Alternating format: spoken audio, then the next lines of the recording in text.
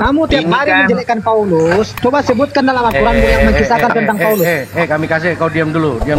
Udah, saya tidak Iya, saya diam tidak pandang dulu. mau burunda kah, mau burenda kah. Kamu jelaskan. Nauzubillah. Kau Jelaskan Iya. yang kami mengisahkan tentang kasih. Paulus. Oke, Di mana? baik, Kalau baik. kamu jujur, sebutkan Baik, di mana di Al-Quran baik. maupun di hadis Baik, menjelaskan baik, tentang Paulus. baik. Tenangkan kulupnya. Oke, kalau perlu ikat karet. Bismillahirrahmanirrahim. Fawailul lil ladzina yaktubuna al-kitaba bi aydihim thumma yaquluna hadza min 'indillah liyastaru bihi thamanan qalila. Fawailul lahum mimma katabat aydihim wailul lahum mimma yaksibun. Celakalah orang-orang yang menulis buku dengan tangan mereka sendiri. Ini siapa ini? Siapa ini? Oke, saya jawab. Ya, siapa yang menulis? Tunggu. Siapa yang menulis? Kenapa? Katanya kamu ini, katanya kau tanya mana dalil di dalam kitab Al-Quran yang bercerita tentang Paulus kok lari ke Al-Quran? Aduh, para. Katanya tadi mencari. Tadi kamu mengatakan bahwasanya dengar. Tadi kamu mengatakan tunjukkan di dalam kitab Al-Quran yang kok makanya ini dengar. Jangan emosi, santai aja napa. Sama saya itu harus kemudian ya. Harus tenang. Argumen Anda, Pak. Dengar. Saya ulang lagi ya. Saya ulang lagi. Pengikut dan penyembah Paulus bertanya, mana di dalam Al-Quran dituliskan tentang Paulus? Saya jawab, fawailul lil ladzina yaktubuna al-kitaba bi aydihim. Celakalah orang yang menulis buku dengan tangan mereka sendiri. Galatia 6 nomor 11. Lihatlah bagaimana besarnya huruf-huruf yang kutulis kepadamu dengan tanganku sendiri. Cetar. Al-Quran siapa yang tulis? Kita masih tunggu. Kita masih membahas tentang pertanyaanmu. Tunggu dulu, sabar. Jangan kesurupan. Ikat kulupnya supaya tidak keluar nanah. Kulupnya diikat ujungnya supaya tidak keluar nanah. Galatia 6 nomor 11. Lihatlah bagaimana besarnya huruf-huruf yang kutulis kepadamu dengan tanganku sendiri. Roma 3 nomor 7. Tetapi jika kebesaran Allah oleh dustaku semakin melimpah bagi kemuliaannya, mengapa aku masih dihakimi lagi sebagai seorang pendosa? Satu lagi. 2 Korintus 11 nomor 17. Apa yang aku katakan? Aku mengatakannya bukan sebagai orang yang berkata menurut firman Tuhan, melainkan sebagai orang bodoh yang berkeyakinan bahwa ia boleh bermegah. Oke ya? Nah, sekarang ketika saudara bertanya, di mana di Al-Quran dituliskan tentang Paulus? Fawailul lil ladzina yaktubunal kitaba bi aydihim. Celakalah Paulus yang menulis buku dengan tangannya sendiri. Surat mana? Jangan kamu sholawat di sini. Surat mana? Allahu Akbar, Masya Allah. Buka surat. Nah, sekarang kalau Paulus ini menuliskan bukan karangannya dia sendiri, saya tanya kepada saudara. Saya tanya, Paulus menerima ilham atau menerima karangan atau berangan-angan di dalam menuliskan 14 buku karangannya sendiri? Jawab. Saya tadi bertanya, di mana dalam Quranmu yang mengisahkan tentang Paulus? Bukan. Sudah saya bacakan. Fawailul lil ladzina yaktubunal kitaba bi aydihim. Celakalah Paulus yang menulis buku karangannya sendiri dengan tangannya sendiri. Oke. Dah ya. Sekarang pertanyaan saya. Paulus mengatakan di dalam Galatia 6 nomor 11. Lihatlah bagaimana besarnya huruf-huruf yang kutulis kepadamu dengan tanganku sendiri. Tulisan Paulus ini, dengarkan. Tulisan Paulus ini dia terima dari Yesus kah? Dia terima dari Elohim kah? Atau dia terima dari Molok? Jawab. Di surat mana kamu dijelaskan? Udah aku bacakan datanya. Di surat mana? Di surat mana? Kes berapa? Ayo buka. Fawailul lilladzina yaktubunal kitaba biaidihim. Kamu lawan muridnya saja. Maka celakalah orang yang menulis buku dengan tangan mereka sendiri. Siapa yang menulis buku dengan tangannya sendiri? Bapak Paulus, Tuhannya orang Kristen. Lawan saya pakai ilmu, silakan. Di kes berapa? Lawan saya pakai ilmu, silakan. Di kes berapa? Lawan pakai ilmu. Saya sudah bacakan, nggak perlu kau tahu. Yang jelas saya sudah membacakan ayatnya. Saya juga bisa bikin begitu. Ya udah bikinlah. Kau kan kayak Paulus, sama Paulus. Kamu tukang ngarang kayak Paulus kan? Sekarang pertanyaan saya, kalau Al-Quran sudah menjelaskan celaka Paulus, kenapa dia mati secara celaka? Jawab. Mana ayatnya? Ini sudah kubacakan samamu.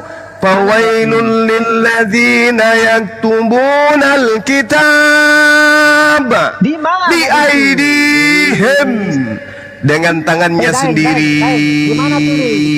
Di mana? Nah, sekarang dimana sekarang kamu jawab. Jawab sekarang. Paulus menulis 14 buku itu, dia dapat ilmu dari mana? Jawab. Kamu nggak malu? Kamu nggak malu Al-Quran menceritakan tentang Paulus? Hah? Makanya saya tanya samamu, dari mana Paulus mendapatkan ilmu sampai menulis 14 buku setebal itu, tapi isinya dongeng? Dari mana? Jawab. Pertanyaanku belum kau jawab. Saya sudah jawab. Fawailul lilladzina yaktubunal kitaba biaidihim thumma yaquluna hadza min indillah liyastaru bihi thamanan qalila fawailul lahum mimma katabat aydihim wa wailul lahum mimma yaksibun. Non muslim saya tahu. Celakalah orang yang menulis buku dengan tangannya sendiri, kemudian dia mengatakan ini ilham dari Roh Kudus untuk menjualnya kepada Romawi dengan harga murah. Maka celakalah dia karena tulisan tangan dia sendiri, dan celakalah dia karena apa yang dia perbuat. Ini Al-Quran. Jangan kau nangis. Sekarang kau jawab saya. Kan pertanyaanmu sudah ku jawab. Sekarang giliran saya bertanya. Di surah berapa? Paulus menuliskan 14 buku, karangannya dia itu, ilmunya dari mana? Jawab. Di surah berapa? Jawab. Kau bilang katanya paham Quran. Mulai stres dia. Di mana ya itu? Mulai stres. Kita Paulus dalam Al-Quranmu. Mulai stres. Bukan stres, kamu kan guru Rajo. Allahu Akbar. Ada abangku di sini, masya Allah. Tentu kamu paham. Bunda. Ya, ada ketua. Kamu jelaskan di surah berapa dikisahkan tentang Paulus. Saya sudah membacakan kitab yang termaterai, yang kamu tidak bisa baca karena kitab ini termaterai. Tidak bisa, bahkan mendengarnya pun telingamu panas mendidih, apalagi membacanya. Sudah kubacakan samamu. Fawailul lilladzina yaktubunal kitaba biaidihim thumma yaquluna hadza min indillah liyastaru bihi thamanan qalila fawailul lahum mimma katabat aydihim wa wailul lahum mimma yaksibun. Maka celakalah orang yang menulis kitab dengan tangannya sendiri, kemudian berkata ini dari Allah dengan maksud untuk menjualnya dengan harga murah. Maka celakalah mereka karena tulisan tangan mereka, dan celakalah mereka karena apa yang mereka perbuat. Paulus menulis 14 buku. Pertanyaan saya, kalau bukan Paulus yang diceritakan di sini, tolong tunjukkan Paulus mendapatkan karangan-karangan dongeng kayak begitu itu ilmunya dari mana? Jawab. Di surah mana dulu? Ayo, kamu kan gurunda. Jawab. Di surah mana? Ayo, saya buka. Saya kan nggak paham nih. Jawab. Di surah mana? Jawab. Di surah mana biar saya buka? Saya kan nggak paham. Coba. Jawab. Nah, kamu kan nggak bisa kan? Gurunda apa ini? Jawab. Gurunda apa gurunda ini? Jawab. Mana? Di surah mana? Kamu katanya punya hantu halus di dalam tubuhmu yang kau pinjam dari Quran, Roh Kudus. Itu kan hantu halus. Hantu halus yang ada di dalam tubuhmu, tanya, itu tadi ayat suci Al-Quran atau apa? Malu bilang surat Yasin. Tanya bilang surat Yasin. Malu bilang surat Yasin. Malu bilang Yasin. Surat Yasin katanya. Bos. Buka surat Yasin, buka. Surat Yasin katanya. Buka surat Yasin, buka. Kamu malu kan? Kamu tanya roh halus yang ada di dalam tubuhmu yang kau katakan roh suci itu. Kau tanya roh halus yang ada di dalam tubuhmu. Ya, tanya roh halusmu itu surah apa? Ayat berapa? Katanya punya roh halus. Gimana sih? Semua yang ada di sini. Fawailul lilladzina yaktubunal kitaba biaidihim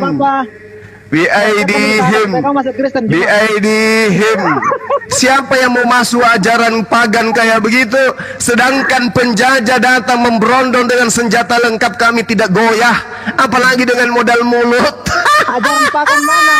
Ajaran pagan itu dari suku Quraisy. Ajaran pagan itu menyembah manusia. Adam tidak menyembah manusia. Abraham tidak menyembah manusia. Musa tidak menyembah manusia. Yesus tidak menyembah manusia. Giliran Kristen, Paulus buka surat Yasin, maka dia menyembah manusia.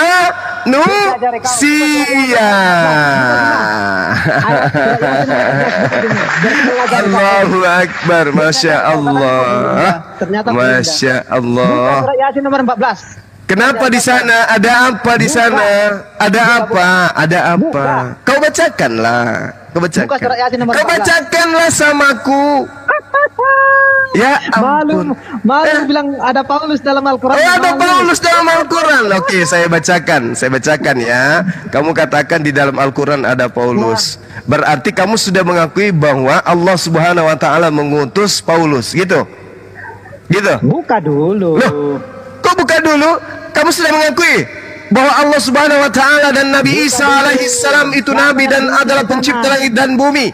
Nabi Isa adalah ciptaan utusan, dia adalah rasul bagi Bani Israel, dan Allah Subhanahu Wa Taala itu adalah Tuhan pencipta langit dan bumi. Kamu sudah akuin, Dok? Buka dulu, siapa yang diutus di sana? Enggak, saya tanya samamu. Kamu sudah mengakui bahwa Paulus ini adalah utusan dari Allah Subhanahu Wa Taala? Kamu sudah mengakui Allah Subhanahu Wa Taala? Buka surat Yasin 14. Kamu sudah mengakui Paulus ada di Al-Quranmu? Ayo. Kamu sudah mengakui Nabi Isa alaihissalam? Buka. Kamu sudah mengakui Nabi Isa alaihissalam? Buka surat Yasin. Enggak, saya tanya dulu. Kamu sudah mengakui Nabi Isa alaihissalam? Senjatamu. Enggak, ini yang diceritakan dalam surah Yasin ayat 14. Ini cerita utusan Nabi Isa. Apakah saudara sudah mengakui Nabi Isa alaihissalam? Kamu enggak paham. Istarsalna ilaihi musnaini fakazzabuhuma fa'azzazna bithalithin faqalu inna ilaikum mursalun. Jadi kamu sudah mengimani Nabi Isa alaihissalam? Apa yang kau imani? Kamu sudah mengimani Nabi Isa? Saya tanya. Apa yang kau imani? Kamu sudah mengimani Nabi Isa alaihissalam? Yang enak-enaknya saja. Kamu sudah mengimani Nabi Isa alaihissalam? Tidak bisa bicara dia. Tidak mengimani Nabi Isa alaihissalam, tapi mengatakan di surah Yasin itu ada kemudian Paulus. Nyambung nggak? Nyambung nggak ini? Bagaimana? Coba. Kamu sudah mengakui Nabi Isa alaihissalam? Ceritakan dulu. Bagaimana? Kamu sudah mengakui Nabi Isa alaihissalam? Nah, itu senjatamu karena kau tidak mengakui Nabi Isa alaihissalam yang mengutus 3 utusan. Nabi Isa alaihissalam yang mengutus 3 utusan. Apakah kamu sudah mengakui Nabi Isa alaihissalam? Dalam buku Kisah Para Nabimu, Ibnu Tafsir, dijelaskan di situ. Buku Kisah Para Nabi, buka halaman 958, buka cepat. Saya tanya samamu, apakah kamu sudah mengakui Nabi Isa alaihissalam? Kamu kan tidak mengakui Paulus. Ternyata Paulus banyak di Al-Qur'anmu. Bagaimana bisa ada Paulus diutus oleh Nabi Isa alaihissalam? Paulusnya kau katakan diutus oleh Nabi Isa, tapi Nabi Isanya kamu tidak terima. Gimana ceritanya tuh? Gimana ceritanya? Kamu tidak beriman kepada Nabi Isa alaihissalam, tapi kamu menjilat-jilat tafsir yang mengatakan tentang bulus. Kenapa bisa? Para Nabi, buka Kisah Para Nabi. Ya saya tahu di situ ada yang bernama bulus. Nah, sekarang kenapa kamu bisa mengatakan bahwa itu adalah Paulus? Saya tanya dulu. Jelas di situ Paulus. Kenapa bisa Anda mengatakan itu Paulus? Kenapa? Diutus ke Antioquia. Ya, oke. Kenapa saudara bisa mengatakan itu adalah Paulus? Kenapa? Kenapa? Karena pelafalan dalam huruf Arab tidak ada B, makanya dipakai B. Apa? Kau menyangkal apa lagi? Kau menyangkal apa? Tidak ada huruf P katanya. Astagfirullahalazim, ya Allah ya Karim. يخادعون الله والذين آمنوا وما يخدعون إلا أنفسهم وما يشعرون. Kafir laknat ini ingin menipu umat Islam, tetapi sesungguhnya dia menipu diri dia sendiri. Dia katakan di dalam Al-Quran tidak ada huruf fa katanya. Padahal di situ di ayat 14 surah Yasin, hurufnya di sana itu ada 4, ada 3. Is arsalna ilaihi musnaini fakazzabuhuma fa'azzazna bitalithin faqalu inna ilaikum mursalun. Huruf fa jelas di sana dengan tanda fathah. Faqalu. Kamu katakan tidak ada huruf fa?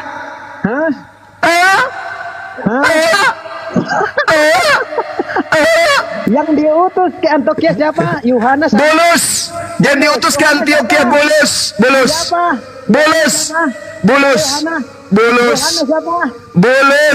Yohanes siapa? Bulus. Lihat. Bulus. Yang diutus ke Antioquia siapa? Nah, sekarang Bulus. Apa hubungannya dengan Pak Ulus? Sama enggak dengan Pak?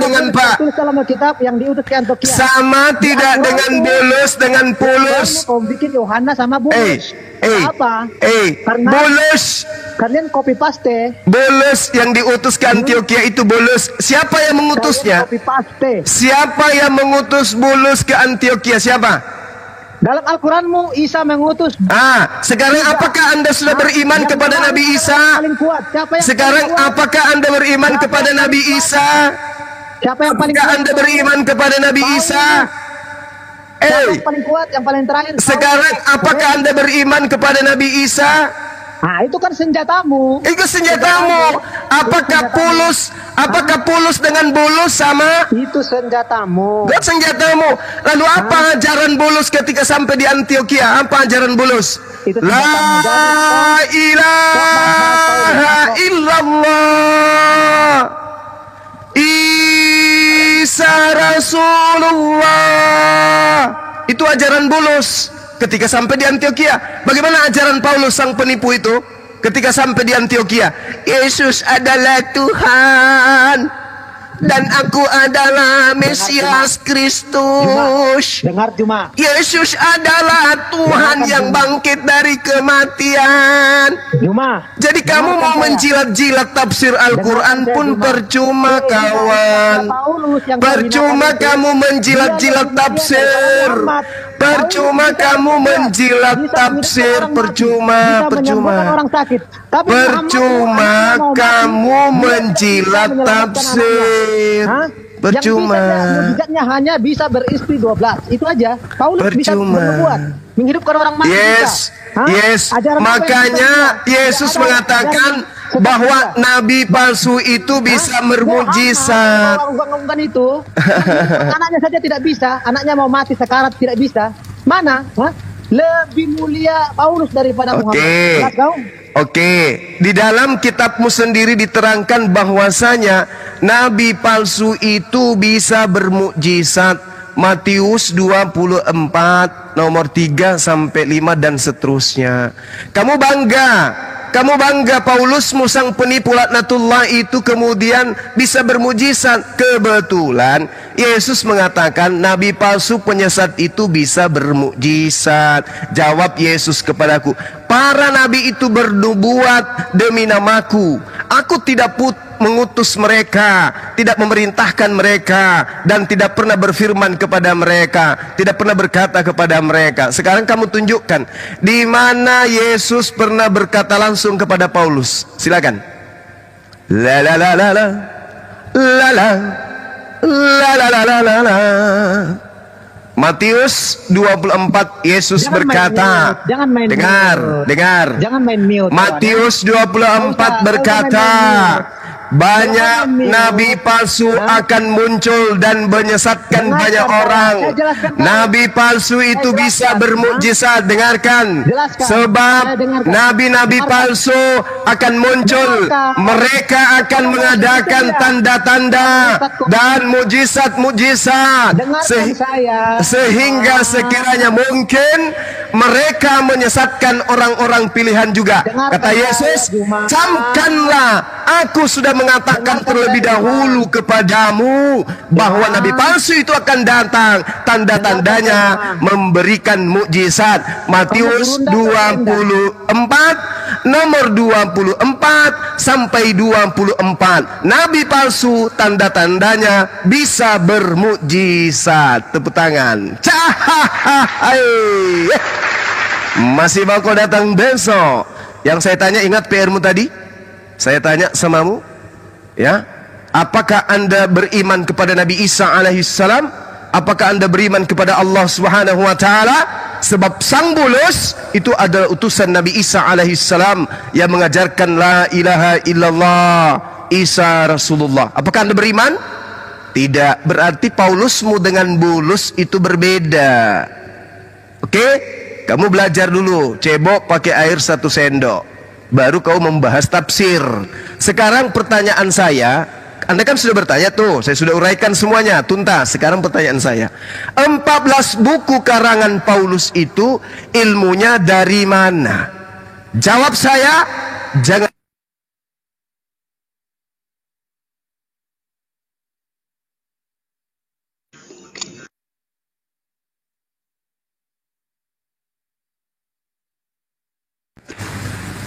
Ayo, silakan. Waduh. Kemana? Oh, ada. Silakan, kami kasih jawab. Jawab saya, 14 buku karangan Paulus itu ilmunya dari mana? Silakan. Oke. Kamu tadi bilang masalah nubuat nabi palsu, oke? Pertanyaan saya apa? Pertanyaan saya apa? Pertanyaan saya apa? Pertanyaan saya apa? Pertanyaan saya apa? Pertanyaan saya, 14 buku yang ditulis nabi palsumu itu Paulus itu dapat ilmu dari mana? Pertanyaan saya, sang nabi palsu Paulus itu dapat ilmu dari mana nulis buku 14 kitab begitu tebal? Dari mana ilmunya sang nabi palsu ini mengarang? Jawab. Nabi tahu nggak artinya nabi palsu? Saya tahu. Nabi palsu itu datang mengajar mengatasnamakan Yesus.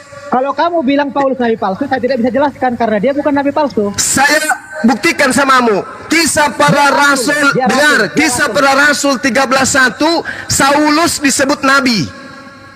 Oke? Dia rasul. Disebut nabi Saulus, kisah para rasul 13 nomor 1. Kau belajar lagi. Jangan sampai kulempar kau pakai Bible. Kisah para rasul 13 nomor 1, Saulus adalah nabi. Sekarang pertanyaan saya, siapa nabi Dan apa dasar pijakannya Saulus disebut nabi di Kisah Para Rasul 13:1? Dengan Anda menguraikan bukti kenabiannya, 14 buku yang dikarang itu berasal dari pewahyuan. Buktikan kalau dia menerima wahyu. Silakan. Kamu bilang tadi nabi palsu, oke? Buktikan sekalian, kau buktikan pertanyaan saya. Jangan sampai ku lempar kepalamu Bible. Kamu dengar. Lempar kepalamu Bible ini berat, Bible saya ini berat Bible saya ini berat. Ada 3 kilo. Ku lempar kepalamu bisa pingsan kau. Ku tanya samamu, 14 buku dongeng yang ditulis Paulus itu terima dari mana ilmunya? Jawab. Kalau kamu bilang dia nabi palsu, ya saya tidak akan bisa jawab. Makanya buktikan dia bukan nabi palsu, buktikan. Buktikan dia bukan nabi palsu, buktikan. Dengan cara kamu memaparkan 14 buku yang diterima itu dari mana ilmunya. Jawab. Kamu bisa bedakan nubuat nabi palsu dengan nubuat nabi. Saya tanya, saya tidak lagi bernubuat. Saya tidak menjelaskan nubuat-nubuat. Saya sudah menuduh Paulus itu nabi palsu. Buktikan bahwa saya salah. Dengan Anda menjelaskan 14 buku dongeng karangannya itu, surat kabar yang dituliskan itu adalah wahyu dari Allah. Buktikan kepada saya sekarang, silakan. Tidak ada dia nabi palsu. Kalau kamu bilang nabi palsu, kita tidak masuk. Jangan kau katakan tiada dia nabi palsu. Buktikan. Saya sudah mengatakan samamu dia nabi palsu. Mengarang buku 14 buku. Mengarang 14 buku yang tidak tahu sumbernya dari mana. Ingat tadi saya sudah tunjukkan samamu. Dengarkan. 2 Korintus 11:17. Apa yang aku katakan? Aku mengatakannya bukan sebagai orang yang berkata menurut firman Tuhan. Paulus sudah mengatakan dia menuliskan, dia mengajarkan buku-bukunya bukan berdasarkan firman Allah. 2 Korintus 11:17. Maka muncul pertanyaan, kalau dia bukan nabi palsu, kenapa dia bisa mengarang 14 buku? Kalau dia bukan nabi palsu, kenapa dia bisa mengarang 14 buku? Jawab. Kamu pernah dengar Yesus menampakkan diri kepada dia? Yesus tidak akan pernah menampakkan diri kecuali nanti kedatangannya yang kedua. Apa perintah Yesus kepada? Dengar. Yesus justru berpesan di Matius 24 nomor 26. Dengarkan, Matius 24 nomor 26. Nabi-nabi palsu itu berkata, aku bertemu dengan Mesias. Yesus mengatakan, apabila ada nabi palsu berkata, dia bertemu dengan Yesus di padang gurun, jangan kau percaya, jangan kau ikuti. Paulus ketika dia ke Damsik, di Kisah Para Rasul 9, pada gurun menuju, padang pasir menuju Damsik, dia bertemu dengan Mesias. Kata Yesus dalam Matius 24:26, jangan kau percaya jika ada orang yang nabi palsu mengatakan, aku melihat Mesias di sini, aku melihat Mesias di gurun. Jangan kau percaya. Pertanyaan saya, dengarkan pertanyaan saya. Dari mana nabi palsu Paulus mendapatkan ilmu sampai dia menulis buku 14 begitu tebal? Silakan.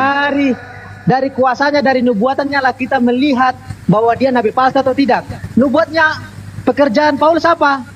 Mengerjakan semua, menyebarkan firman Tuhan, menyembuhkan orang sakit, membangkitkan orang mati. Apakah itu pekerjaan nabi palsu? Pertanyaan saya, itu nabi palsu. Matius 24 nomor 24 sampai 25. Saya bacakan. Sebab nabi-nabi palsu, saya bacakan. Nabi-nabi palsu akan muncul dan mereka akan mengadakan tanda-tanda yang dahsyat dan mujizat-mujizat, sehingga sekiranya mungkin mereka menyesatkan orang-orang pilihan juga. Camkanlah ini, aku sudah mengatakannya terlebih dahulu kepadamu, wahai Bani Israel. Siapa nabi palsu yang bisa bermujizat setelah Yesus? Jawab.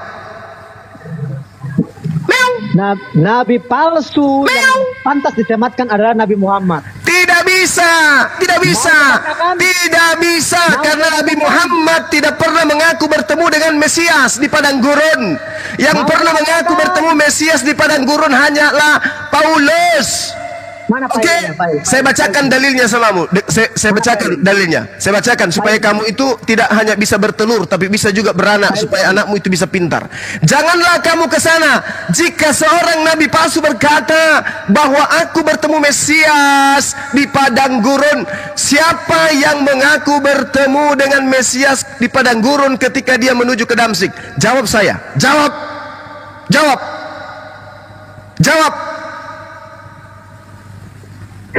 Jawab. Jangan kau hanya tertawa. Betul.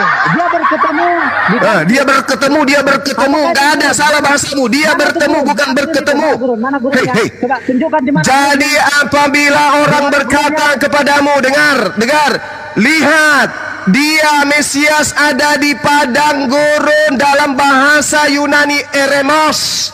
Eremos itu artinya padang gurun. Saya tanya, Yesus mengatakan, jangan kau percaya. Kata Yesus, siapa yang bertemu dengan Yesus di padang gurun ketika dia menuju ke Damsik? Jawab saya. Jawab. Jangan hanya tertawa. Jangan sampai akalmu mati selamanya. Sematkan kepada Nabi Muhammad ya. Saya tanya, dengarkan. Jadi apabila orang berkata kepadamu, lihat ada Mesias di padang gurun, jangan kau pergi ke situ. Atau lihat ada Mesias di dalam bilik, jangan kau percaya. Sekarang siapa yang bertemu Yesus dalam bilik penjara? Jawab. Siapa yang menulis surat di dalam bilik penjara? Jawab. Kamu mau dengar kah tidak? Saya mau dengar, tapi jawab pertanyaan saya. Jawab. Sekarang Paulus bertemu siapa? Mesias. Dia bertemu Mesias katanya. Kalau dia bertemu Mesias, apakah itu masuk dalam kategori nabi palsu? Yes, sebab di sini jelas dikatakan. Dengarkan. Mesias dan nabi palsu akan muncul. Mereka akan mengadakan tanda-tanda dahsyat dan mujizat-mujizat. Paulus sudah memenuhi syarat. Apakah nabi palsu bertemu Mesias, bertemu Yesus? Yes, dengarkan. Jadi apabila orang berkata kepadamu, lihat ada Mesias di padang gurun, jangan kamu pergi ke situ. Sekarang pertanyaan saya, dengar. Benarkah Paulus mengaku bertemu Mesias di padang gurun? Jawab. Kamu bedakan Mesias dengan Yesus. Saya tanya sekali lagi, benar tidak Paulus bertemu Mesias ketika dia di padang gurun menuju ke Damsik? Jawab. Itu yang disebutkan di situ Mesias palsu. Paham? Ya. Mesias palsu itu Jibril yang mengaku. Ada parah. Ingat. Rasulullah Muhammad sallallahu alaihi wasallam tidak pernah datang menganiaya murid-murid Yesus. Sementara nabi palsu menurut Yesus, dia akan datang menangkap, memenjarakan, membunuh murid-murid Yesus. Siapa yang melakukan ini? Siapa? Jawab saya. Lukas 21 nomor 8 sampai nomor 12. Jawab saya, jawab. Nabi palsu, kita bisa menilai. Nabi palsu itu datang menangkap murid Yesus, menganiaya murid Yesus, menyesal murid Yesus, memenjarakan murid Yesus, memasukkan murid Yesus ke rumah-rumah ibadah dan menghakimi dia. Siapa yang pelakunya? Jawab. Bertobat. Setelah dia bertobat, akui dulu. Paulus kan? Apa? Paulus kan? Saulus dengan Paulus harus kau bedakan. Iya, enggak, saya tanya. Yang melakukan penganiayaan, dengar. Yang melakukan penganiayaan. Yang melakukan penganiayaan itu Saulus. Oke, Saulus. Oke, saya tepuk tangan dulu. Anda sudah mengakui yang melakukan penganiayaan itu adalah Saulus. Sekarang kita lihat di dalam Kisah Para Rasul 13 nomor 1. Dia bertobat. Oke. Jadi Paulus. Paham? Oke. Berarti Paulus itu baik. Berdosa. Oke, baik. Setelah bertobat, namanya berubah menjadi Paulus. Oke, baik. Saya bacakan. Kamu duduk yang tenang, atur napasmu kalau perlu kau minum air putih. Dengarkan baik-baik. Dengarkan. Pada waktu itu dengarkan. Pada waktu itu dalam jemaat di Antioquia ada beberapa nabi. Barnabas, Simeon, Lukius, Menahem, Saulus. Lukius Menahem tidak ada. Lukius ada, Menahem ada. Jangan ajarin saya. Saya penginjil jalanan, jangan ajarin saya. Jangan ajarin. Siapa Lukius? Jangan ajarin saya. Siapa Lukius? Itu nabi-nabi palsu semua itu yang diterangkan di dalam kitabmu. Dengarkan. Jangan kau melarikan ke sana. Jangan kau larikan ke sana. Sekarang datang, tutup pintu, tutup jendela, imani saja. Itu Oke, pilihan. baik, saya buka kamera ya. Tidak ada lukis Saya di permalukan kau. Oke, saya permalukan kau sekarang. Tidak ada lukis di situ. Oke, saya permalukan kau Kami sekarang. bukan umat-umat bodoh. Ya? Oke, kamu bukan umat bodoh, Kami baik, bukan umat baik. bodoh. Oke, Jadi kau baik, jangan lari-lari baik. ke situ. Oke, baik, Sekarang baik. kita pergi ke Paulus tadi. Di mana Jangan dalam Quranmu? kau lari dulu. Jangan kau Di lari mana dulu. dalam Quran Jangan yang kau mengatakan- lari dulu, wahai penipu. Jangan kau lari dulu. Jangan Karena kau kau lari. belum jawab. Karena kau belum jawab. Kau belum jawab Mampus dari kau tadi. hari ini. Kamu kan kemampuannya Kau hanya mampus, menjelaskan Alkitab. wahai umat Kalau penyesat, Quran penyembah kau tidak mayat. jelaskan, Nah, dengarkan. Nah, Kalau sekarang Quran kau giliran tidak kau. bisa jelaskan. Saya Apa? yakin kau Kenapa tidak kau paham. nangis? Kenapa kau nangis? Tapi kalau Al-Quran- Kenapa kau nangis? Jangan kau nangis. Jangan. Tidak bagus Tapi kalau suaramu. kita- Pales. Suara Supaya tangisanmu kau pales. poinmu, Nah, ini. kau membahas Al-Quran Larinya ke ini. koin. Tapi Nih, kita bahas nih. Al-Quran, Wahai kau pusing. penipu, dengarkan ini Hah? nih. Kisah para Rasul 13 nomor 1. Pada waktu itu ada jemaat di Antioquia, ada beberapa nabi. Ya. Yang mana tadi kau katakan tidak ada? Nih, ini. Nah, Dan siapa Lukius. Nih, Lukius. Siapa nabinya? Ini Lukius. Nih, Lukius. Lukius. No. Dan Lukius, orang Siapa Kirena, dan Menahem yang diasuh bersama dengan Raja wilayah Herodes dan Neneng. Siapa? Itu? Siapa mereka? Siapa Kau ini? bilang kan nabi tadi, nabi. Siapa? Murid-murid Ini nih. siapa? Ini nih. Hah? Dan di Antioquia ada beberapa nabi, ada beberapa nabi. Yang nabinya siapa? Yang nabinya Nih, siapa? nih, Saulus. Tuh. Hah? Yang Tuh nabinya Saulus tuh. siapa? Saulus.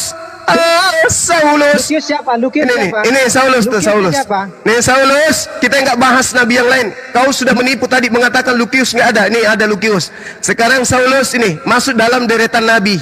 Nih, masih mau kau datang besok? Hah? Nih Saulus. Jadi sebelum Lanjutkan. Paulus bertaubat, dia sudah nabi. Namanya Saulus. Pada saat dia bernama Saulus, justru dia adalah nabi. Jedar. Tidak. Kau bukan tidak. Jangan lagi kau ngajarin saya. Jangan kau ajarin saya tentang Bible. Jangan pernah kau coba ajarin saya Bible. Jangan. Saya bilang samamu, ya, jangan so tahu kau. Ya, jangan so tahu. Kau masalah Bible, tanya ini pakarnya nih Bible. Oke? Nah, sekarang saya tanya samamu. Nih, sekarang saya tanya. Jelaskan Quran. Oke, sekarang saya tanya samamu.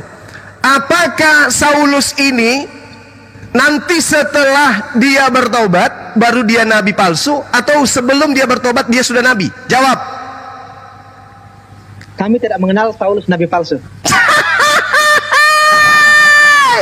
Saya ambil tipex dulu ya. Saya hapus ini kisah para rasul ya. Kami Ku hapus tidak ya. mengenal dia palsu. mengenal. ini ku hapus ya. Kenapa Saulus bertobat? Sementara pada saat dia Saulus dia sudah nabi. Kenapa harus bertobat? Kenapa ada yang bertobat? Kamu Kenapa ini nabi? Nabi ini bertobat. Perikopnya Juma. Perikop lagi-lagi perikop. Tadi kau baca Quran. Baca Yasin 14. Yasin ayat 14 baca.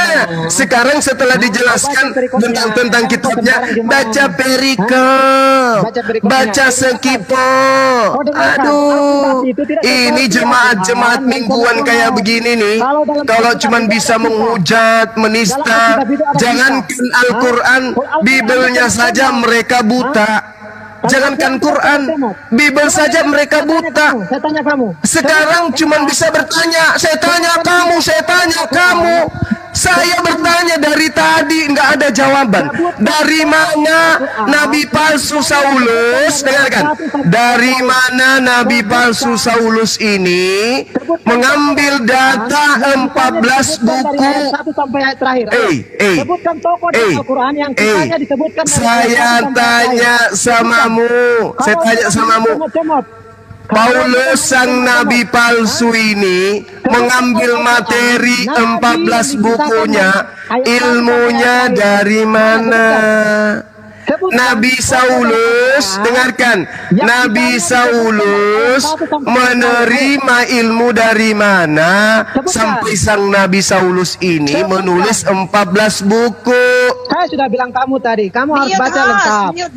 Mute dia. Pertanyaan saya tidak Kamu harus baca disentuh. lengkap. Kalau komit saya enggak usah baca lengkap. Saya tidak butuh Anda baca lengkap. Anda jelaskan saja sama aku. Nabi Saulus menuliskan 14 buku, itu ilmunya dari mana? Jawab. Jangan kau lari ke Al-Quran. Pertanyaanmu tentang Al-Quran sudah ku jawab. Kenapa kabur? Allahu Akbar. Ya Allah. Aduh. Gak ada jawaban. Berarti emang kelasnya emang cuma Gurunda yang bisa ngadepin dia. Lukius katanya bukan nabi loh. Ada di kitabnya sendiri tertulis Saulus bukan nabi, di kitabnya juga. Saulus itu sudah nabi, sudah masuk dalam deretan pengajar dan nabi di Antioquia. Jadi Saulus itu adalah nabi. Sayangnya dia masuk dalam tataran Al-Quranul Karim, surah Al-Baqarah ayat 78 yang tadi dia mengemis. Itu di mana tertulis? Di mana tertulis itu, Bang Suma? Tolong tunjukkan surah dan ayatnya. Pret. Bisa menghujat Quran, baca Quran saja kagak bisa. Sok tahu. Mending kalian itu daftar jadi murid. Bang Suma, aku pingin belajar Bible daripada di gereja yang ditunjukkan cuman ayat-ayat yang terkait ini dan itu. Ajarin saya tentang Bible dong. Ah, itu baru. Tanya Bible ke bom-bom. Lucu, nggak nyambung. Gurunda, Ya, Yusuf, ya. kembali, Yusuf. Silakan deh, silakan. aku dapat inspirasi baru. Iya. Apa sayang? Ternyata di perjanjian lama itu nggak pernah tertulis kata Mesias. PB ini ngarang-ngarang. Oh ya? Iya, Gurunda. Gosaha? Iya, nanti itu gagal. Ada. Masiah itu nggak ada. Mesias itu nggak ada loh. Ngarang-ngarang ini orang-orang Kristen. Aku tinggal nunggu korbannya aja Buan nih. dulu hasil buan noise.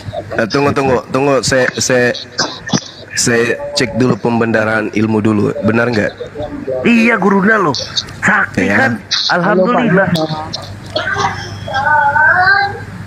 Karena dia tertolak kan sebagai Mesias.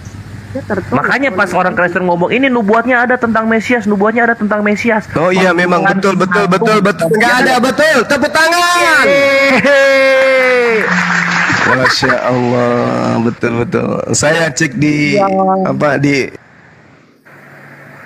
Waduh, kan yang ngomong Mesias aku. Kenapa yang kalian report Gurunda? Kenapa? Selamat siang Juma. Nanti masih di report sama kawan-kawan Kristenmu. Sabar ya. Pakai timer bagus ya. Oke, selamat Semangat siang Medan. Aku siapkan timer. Siapa yang mau hadapi Gurunda? Saya.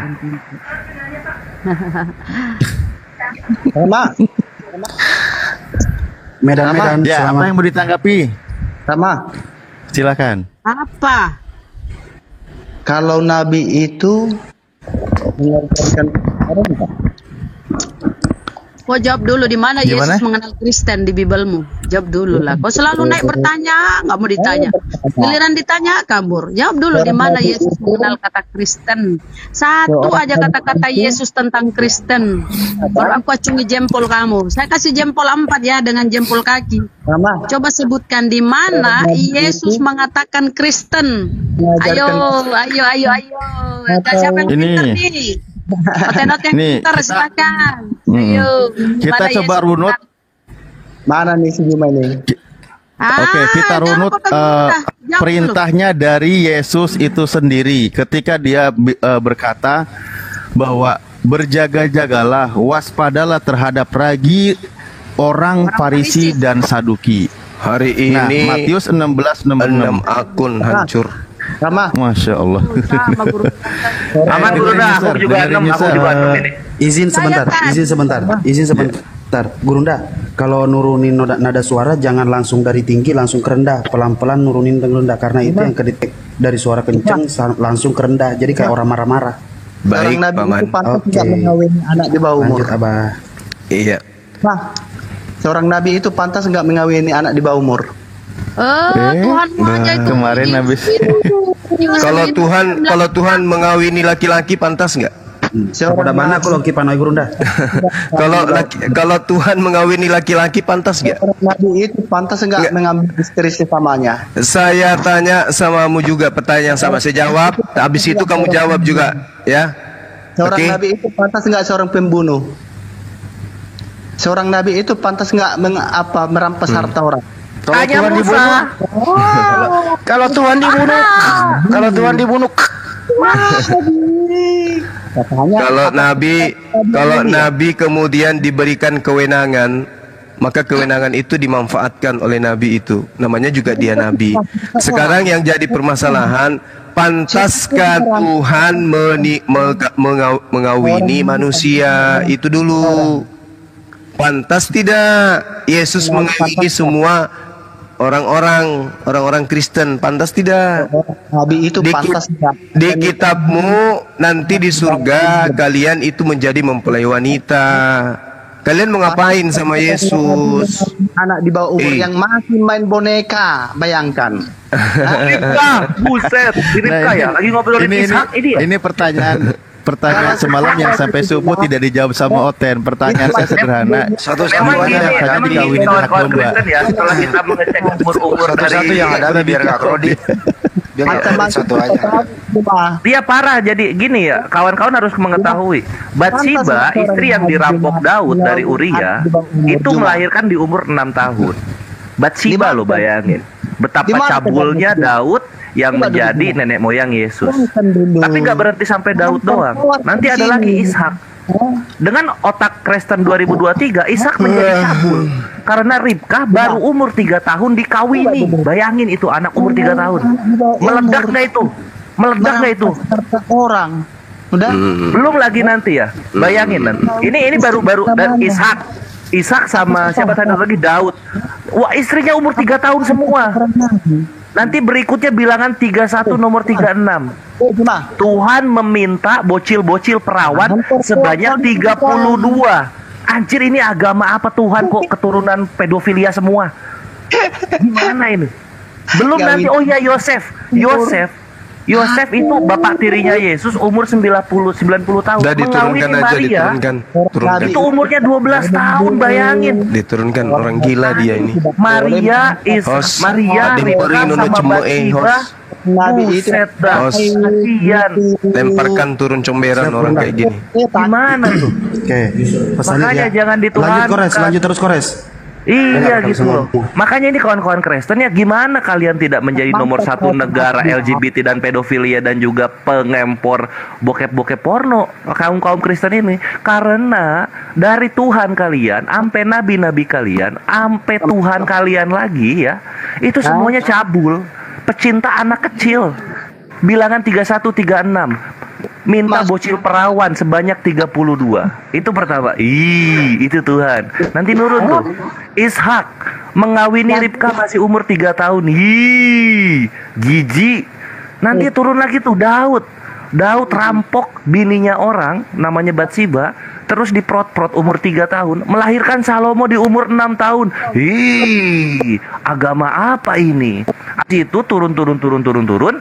Ini Tuhan salah nih. Ini Tuhan salah nih. Dia harusnya ke siapa? Ke udah hilang.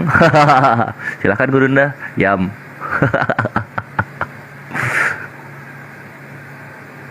Jika masih ada yang berilmu masih bisa dilayani. Tapi kalau udah kayak tadi itu nggak ada manfaatnya.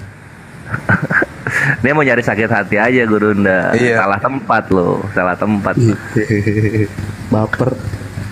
Kalau masih ada lagi yang mau naik. Ini Medan ini, selamatkan siang. Medan. Halo. Medan. Nah, ketemu Kombo. Oh kan. Cuma ngedengerin doang. Tumbang langsung. Gugur sebelum bertempur dia. Gugur sebelum. Tidak. Kok jadi agama kami yang cabul ya? Kok Kores bisa tahu sejauh itu ya? Iyalah, belajar.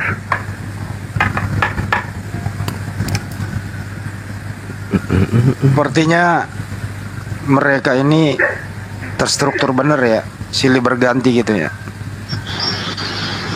Di samping Lempar yang baru selamat masuk. siang.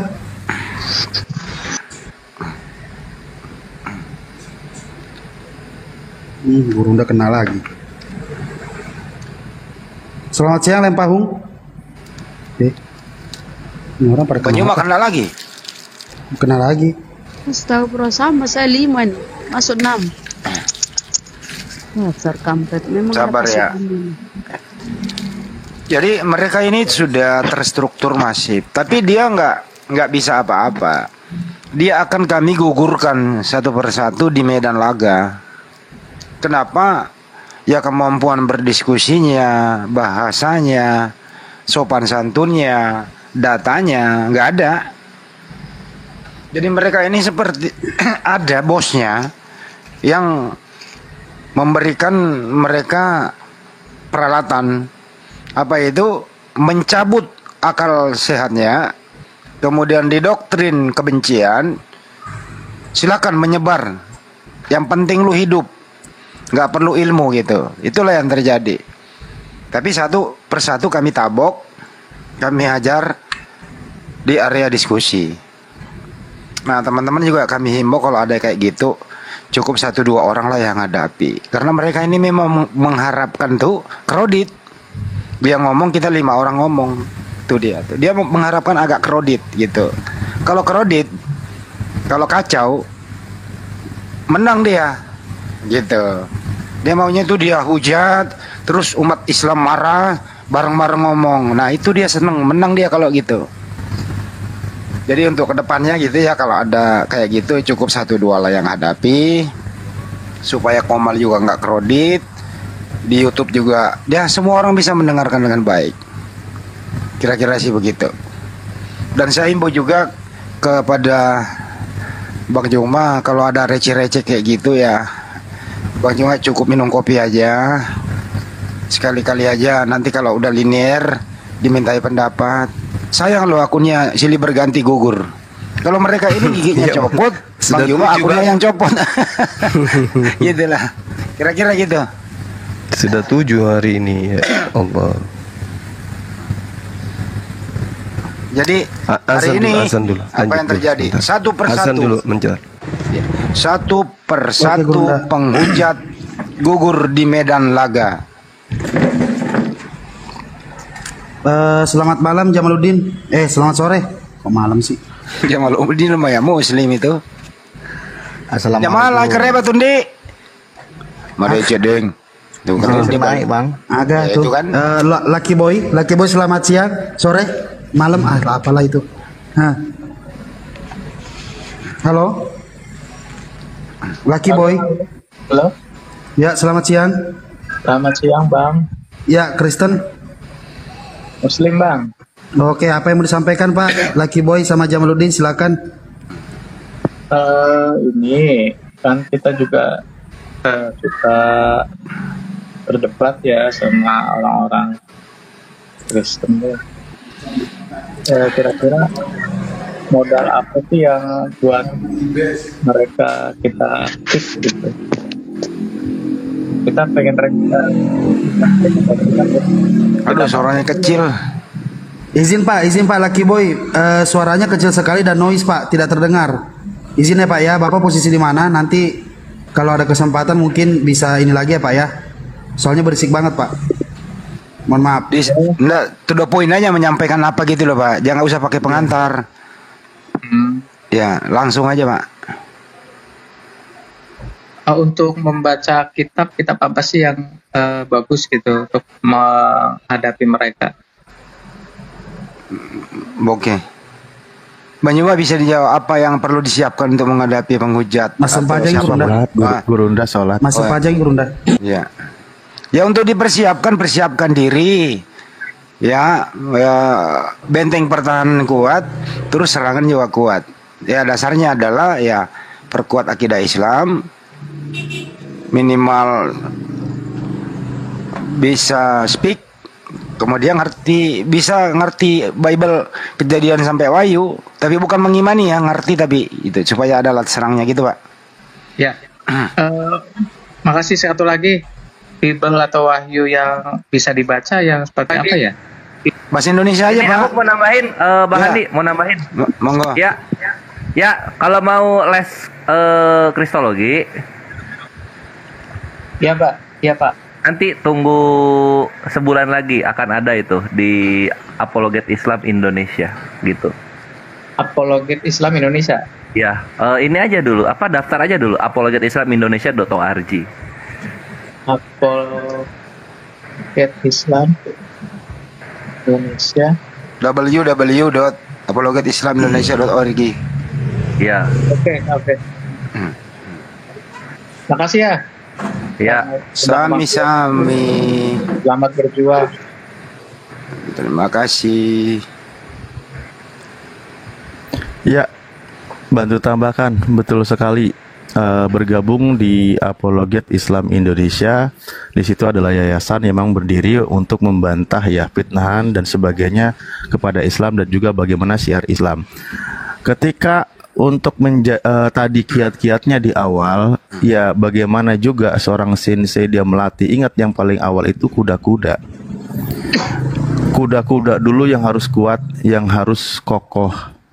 Artinya apa? Pondasi iman kita itu harus kuat. Jangan sampai kita belajar menyerang tetapi kita tidak punya pondasi yang kuat. Nah, sebelum kita membahas arah serangan kemana, ya maka kita kuasai dulu keagamaan kita. Itu prinsipnya kan gitu. Karena hidup itu bukan untuk berdebat, tetapi memang untuk menguasai ilmu agama. Ketika diserang kita punya senjata. Nah, begitu kurang lebihnya. Setuju. Ya, oke, siap. Oke, siap. Makasih Pak Lucky Boy. Boleh aku diturunkan juga.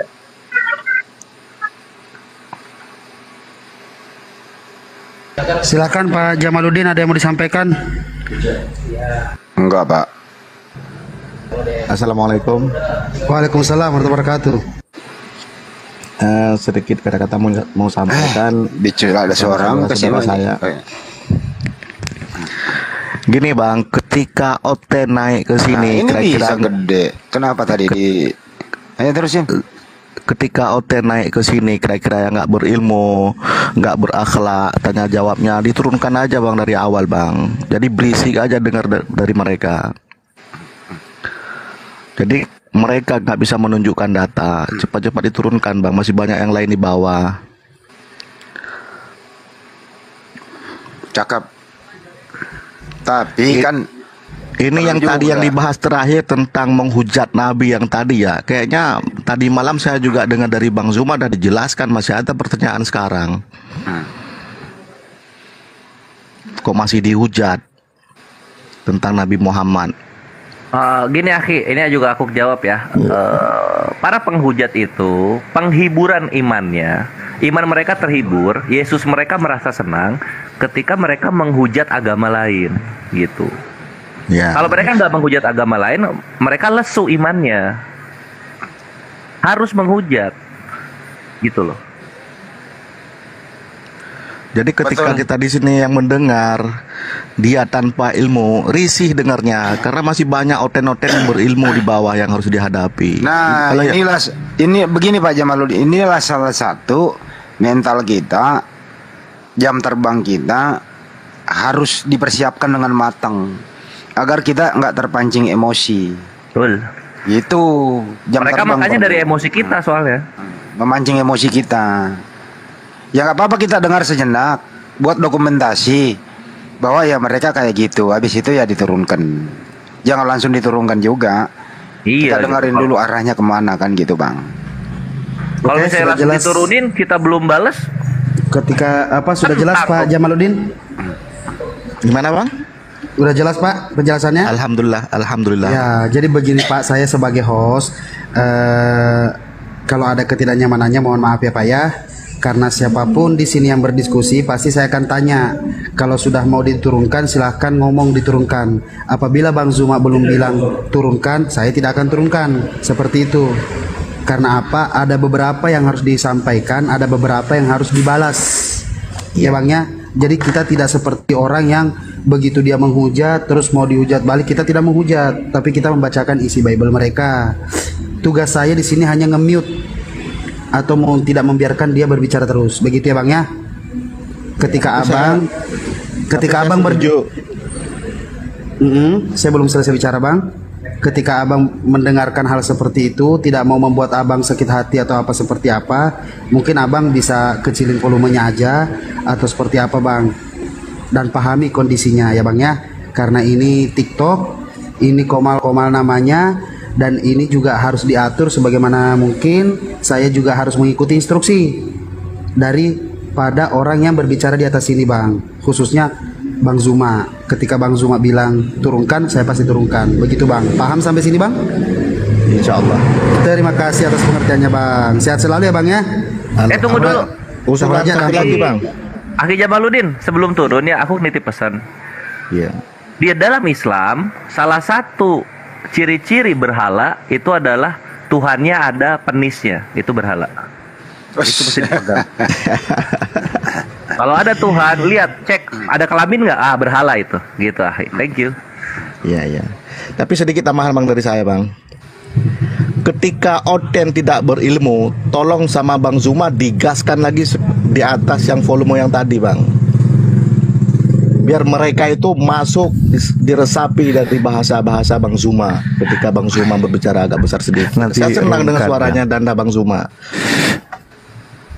Ya, terima kasih banyak saran yang baik ya. Karena memang saya pun ketika berdiri di sini banyak para guru, maka saya menyimak bagaimana para guru ini sudah paham jam terbang dan sebagainya, karena mereka itu sudah menguasai medan pertempuran, Medan Aceh, apalagi Padang semua. Jadi mereka sudah kuasai. Nah, jadi makanya ritme permainannya sudah ada. Seperti tadi, ketika dia menghujat, karena dia tidak belajar kitabnya, ternyata hujatannya itu ada di kitabnya. Makanya itu perlu tahu dulu. Setelah dipukul, oh iya juga ya, besok dia mikir ulang. Kalau mau menghujat Rasulullah dengan perkataan-perkataan yang dia niatnya memframing negatif, dia lupa. Ternyata di kitabnya itu ada. Seperti tadi ketika ngomongin pernikahan, kitabnya kata Haikores pasang badan. Nah, mereka harus tahu dulu. Kalau tidak tahu, mereka berulang-ulang. Nah, begitulah. Kalau Gurunda sudah menguasai Medan, dia tahu arahnya kemana. Bukan hanya Medan aja yang dikuasai ya. Padang, Aceh, Pekanbaru, Riau, semua dikuasai. Oke. Saya juga termasuk dari Aceh Bang. Mudah-mudahan nanti kalian semua kalau datang ke Aceh mampir ke rumah. Insya Allah Bang. Siap Bang. Sambil menunggu di bawah naikin dong kalau ada. Jadi beberapa tahun yang lalu saya juga dulu tuh waktu pemulanya minta ampun juga. Saya emosinya nggak bisa ditahan-tahan. Tanya aja Bang Joma. Mulai dari grup WA itu gue hajar dengan berbagai cara begitu. Tapi saya lihat kok nggak ngaruh gitu ya. Jadi kalau lagi di Zoom tuh ya, Bang Joma lagi diskusi atau Kores lagi diskusi dengan siapapun, itu pakai timer. Teratur gitu loh. Tapi kalau dia yang berbicara Bang, pasti sakit kuping. Makanya kalau giliran Kristen yang ngomong Bang, saya kecilin volumenya Bang, saya lihat timer. Nah, giliran Muslim lagi bicara, volumenya saya gedein Bang. Gitu loh. Itu kira-kira trik-triknya saja. Makasih ya Pak Jamaluddin. Oke, Ginting Manik. Ya, halo. Ginting Manik, selamat siang. Ya, selamat siang. Protestan apa Katolik, Pak? Halo. Ya, halo. Selamat siang. Ya, selamat siang. Protestan apa Katolik, Pak? Protestan, Pak. Oke, silakan Ustadz Alif. Dilanjut dulu sebelum Gurunda datang. Begini memulainya kalau protes kata. Begini memulainya. Pak Ginting mau bertanya, mau ditanya, Bang? Apa ada mau ditanggapi Bang? Mau bertanya. Tadi saya ada dengar itu katanya, tapi kurang jelas ya. Ada yang disebut menyetubuhi di bawah umur. Oh ini Pak Yusuf sama Bunda Maria. Ya. Oke, dia jelas. Pak Yusuf itu, Kores maju Kores. Dia tanya Pak Yusuf sama Bunda Maria, Ishak sama Rebeka Kores. Silakan Kores, lanjutkan kalau gitu Kores. Tunggu, belum jelas. Dia mau nanya yang di Islam atau ya nanya yang di Kres? Nggak, yang itu yang mau ditanya. Udah ada topik, Us. Ares, maju. Itu yang ditanya masalah Kristennya. Itu tadi, ya. Ya, jadi itu lihatnya di sini ya. Ya, saya ingin tahu kebenarannya saja bagaimana. Oke. Tadi apa melahirkan usia 6 tahun itu ya?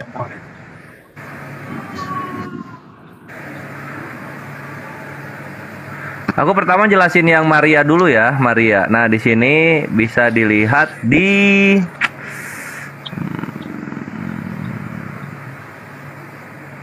tunggu, lupa datanya. Mana dia ya?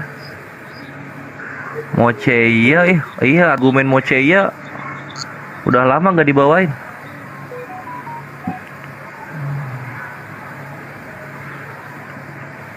Tunggu ya kawanku, saking kebanyakan data ini agak lupa naruh di mana.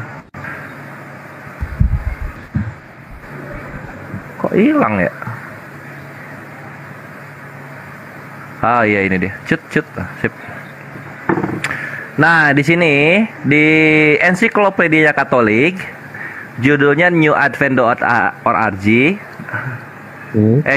Websitenya newadvent.org di The History of Joseph the Carpenter. Kita bisa baca ini dari 12 sampai enggak. Dari tunggu, ini dari mana nih? 16 kayaknya tadi tuh. Widower, tunggu ya. Widower, kita tadi dulu Widower. Ini. Nah, ini dari 3, jauh banget ke 12. Nah, di sini dari 3 sampai ke 5 itu bisa dilihat. Now when the righteous Joseph become a widower, menjadi seorang duda, ibuku Maria yang dimuliakan suci dan murni sudah berumur 12 tahun ketika ketika orang tuanya menyerahkan dia ke bait suci di umur 3 tahun, dan dia tinggal di bait suci, di bait Tuhan selama 9 tahun. Then when the priest saw that the virgin holy and God-fearing was growing up, they spoke to each other saying, let us search out a man righteous and pious, yang benar dan soleh, yang dimana Maria akan dipercayakan sampai kepada waktu pernikahannya. Nah, disinilah baru dikasih tahu. And the Lord fell upon the pious old man righteous Joseph. Maka undian pun jatuh kepada si tua, yaitu Yosef gitu.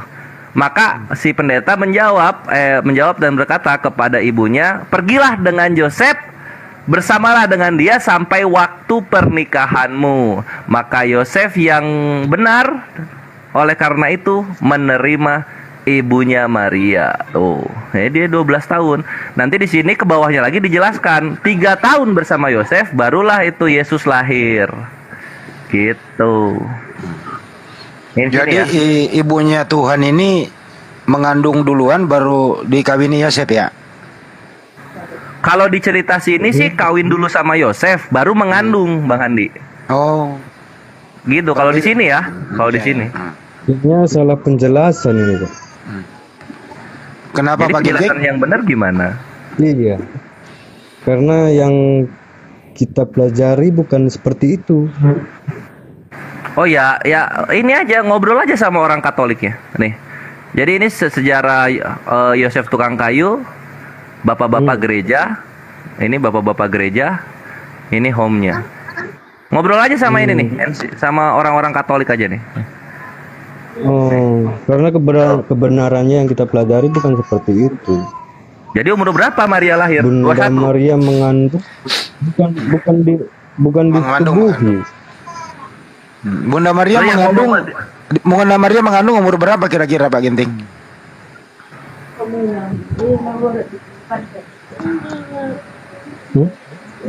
Bunda Maria umur berapa, Pak Yusuf umur berapa?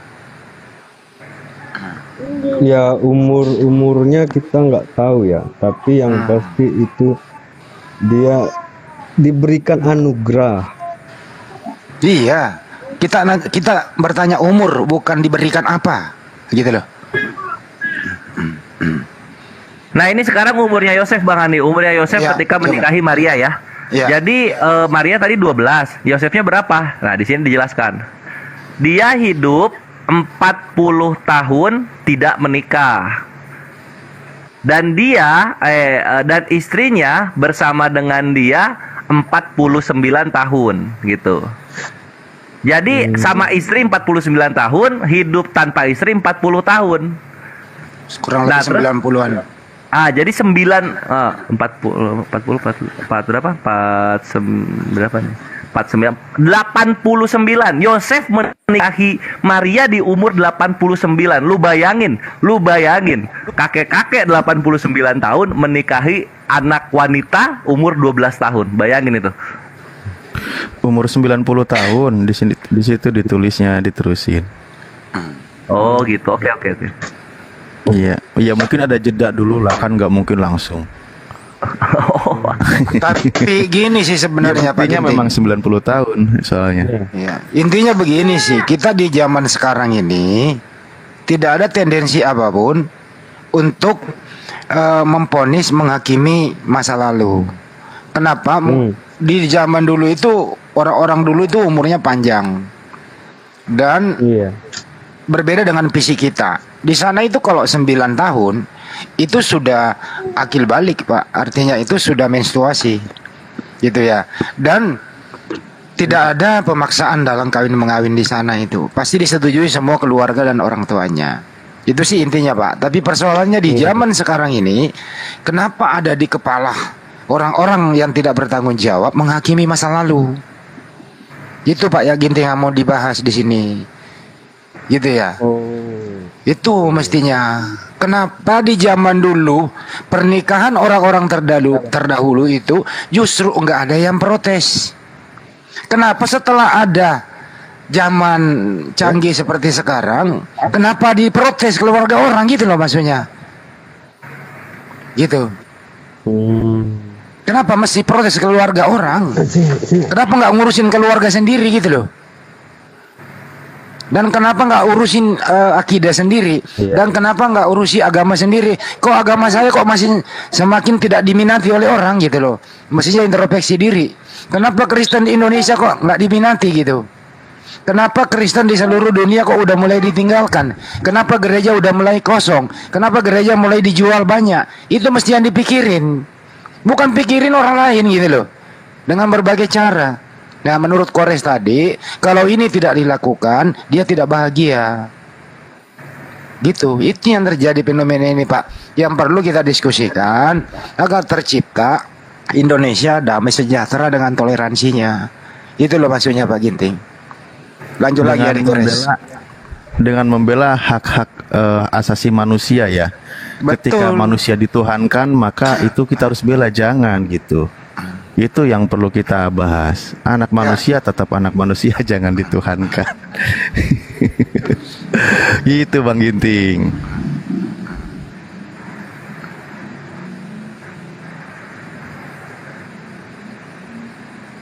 Kenapa Kristen itu ada pendeta kemarin di 2040 nanti gitu ya, di Belanda Kristen punah, Jerman Kristen punah, di Roma juga akan Kristen punah begitu. Gereja udah hampir 500-an diterjual. Bukti data ada udah menjadi masjid. Dan saya belum pernah menambahkan masjid dijual jadi gereja. Kalau ada kira-kira gereja mau dijual di Indonesia hubungi kami. Insya Allah kami siap membayarnya gitu. Dijadiin masjid atau dijadiin pesantren. Gitu loh Pak. Nah ini mestinya teman-teman Kristen yang suka hujat ini yang pikirin gitu loh. Pikirin ini loh. Nggak usah mikirin rumah tangga orang lain, mikirin rumah tanggamu gitu loh. Orang dapur udah nggak ngebul, makan ya susah, otak semakin sempit, populasi babi sudah mulai berkurang, alkohol udah nggak bisa lagi disebarkan secara serampangan gitu loh. Mikir gitu loh. Bagaimana cara supaya Anda bisa mengkonsumsi babi sebebas mungkin? Padahal dagingnya semakin mahal karena udah dilarang begitu. Ini lo pikirin gitu. Kenapa gereja dijual? Kenapa orang-orang anak-anak muda yang sekarang cenderung di luar negeri ya, cenderung party apa segala macam, nggak mau lagi ke gereja? Karena mereka sudah bisa bebas berpikir, sudah keluar daripada intimidasi doktrin gitu loh. Gini yang perlu dipikirin, termasuk LAI juga. Apa itu? Terjemahkanlah Bible-mu dengan jujur. Jangan lagi bohong-bohongin orang. Orang sekarang udah bisa mikir. Buktinya banyak kok. Teman-teman Kristen juga udah mulai terbuka. Kok LAI kok bohongin kita selama ini ya? Apa sih maksudnya? Nah itu sudah ada berkecamuk koreksi secara intern gitu ya. Secara sesama Kristen, Trinitas ribut sama Unitarian, Trinitas ribut sama Oneness. Mestinya LAI mikir apa ini penyebabnya ini. Kenapa kita selalu mau salah terjemah? Apa yang ingin dicapai udah bertahun-tahun, 1954 sampai 2023 masih gitu-gitu aja terjemahannya. Mestinya mikir, wah kalau begini mending kita punya jati diri deh. Yunani ya Yunani gitu loh. Hebrew yang kita dianggap tidak sah oleh Yahudi, perjanjian lama kita pakai aja, yang penting kelar urusan gitu loh. Nah akhirnya begini kan, tadi pergi kan, coba dia tadinya mau lari ke kiri, saya kasih ke kanan. Ini orang kayak gini tadi. Untung Bang Kores sama Ustadz Alif tanggap tadi menjawabnya. Enak kan kalau begini jadinya. Tadi dia mau ke nabi kita itu. Ya Bang Kores kan bilang ini tanya apa dulu tentang Al-Quran. Nah, padahal Bang Handi membelokkan ke sen kanan.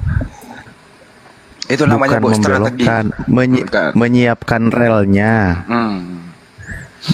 Diperhalus lah bahasanya. Iya, itu namanya Aku strategi. Mau nanya padahal.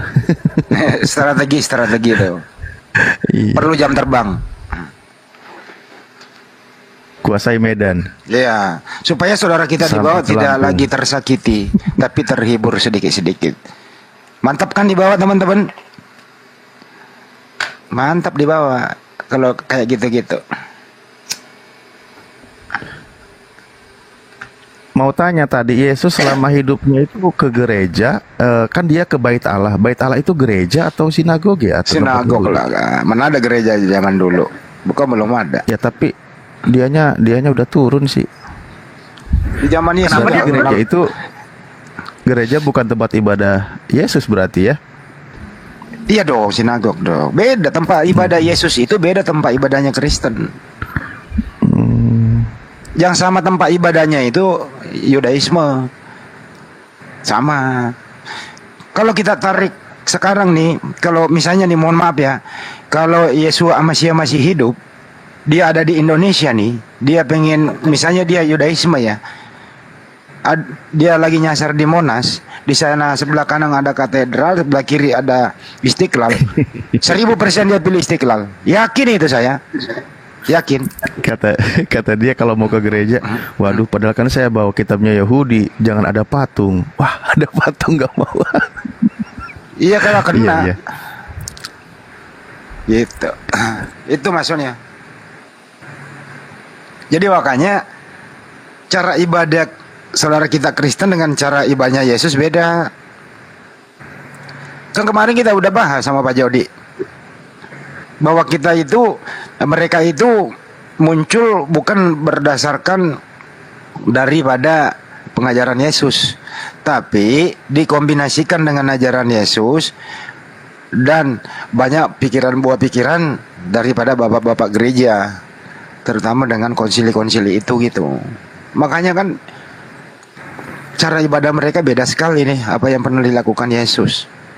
Jelas tuh Yesus sujud, berdoa gitu, masuk bait suci, buka kasutnya seperti berwudu, begitu mensucikan diri. Nah sekarang Kristen bagaimana? Kan beda. Sekali doang dibaptis, selesai. Kan ada juga yang saya lihat itu pakai sepatu, pakai jas gitu ya, masuk rumah ibadah. Ada proyektor kayak Kores dan seterusnya gitu. Proyektor di kiri ke kiri kepala mereka, proyektor di kanan ke kanan kepala mereka. Kenapa yang tadi turun Bang Andi? Sudah lemes. Udah lemes. Berkat ilmu apa data yang kita kasih. Ya, alhamdulillah. Begitu sebenarnya cara kita hadapi mereka. Gitu loh. Dia minta data kiri, kita kasih data kanan dulu sebagai pembanding, baru kembali pertanyaan utamanya kan gitu. Gitu sih. Jadi sebenarnya gini ya, ini yang menariknya ya Ikhwan ya. Ketika kita ngasih data nih ya, sebenarnya datanya tuh sama aja, tapi kalau Tritung nanyanya sopan, ya kita ngasih datanya juga dengan sopan gitu.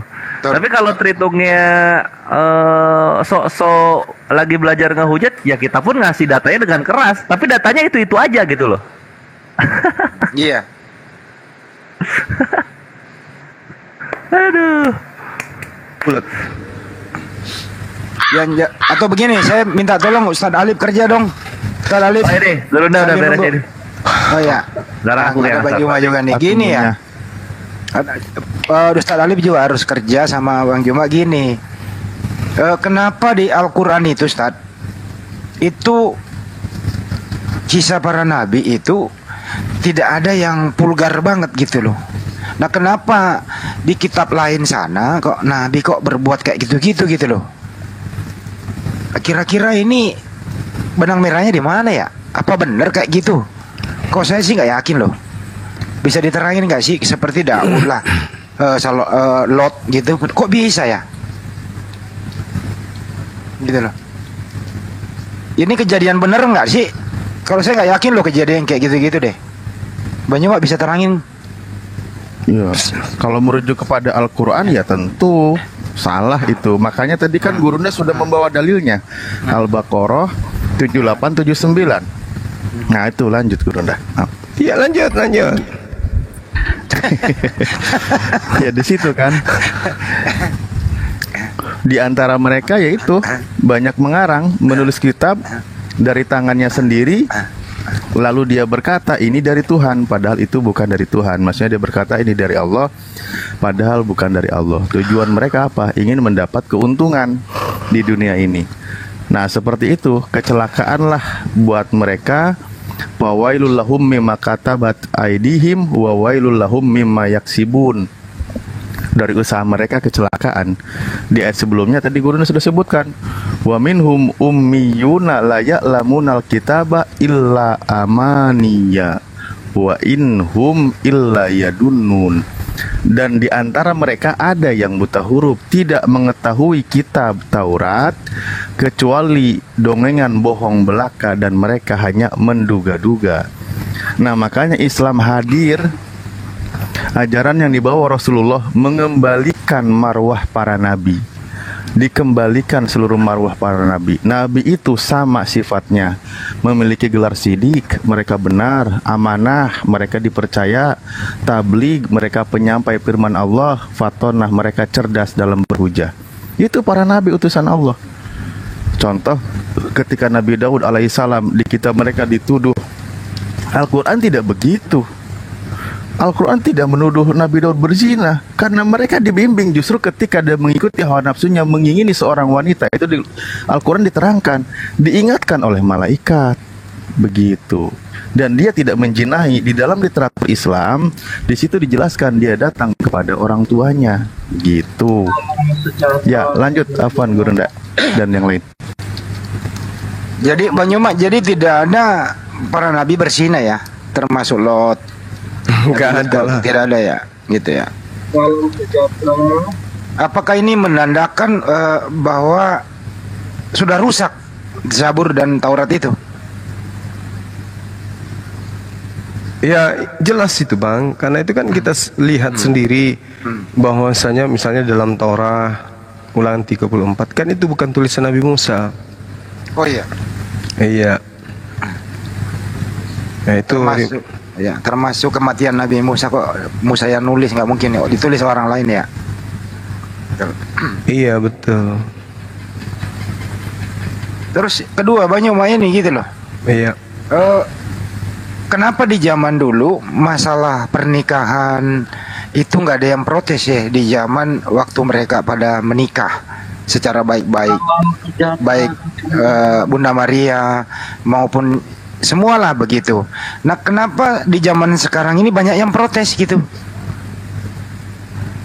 Gimana Bang Handi? Di zaman dulu kan mereka pada menikah, para nabi menikah, nggak ada yang protes, orang tuanya malah jadi walinya begitu.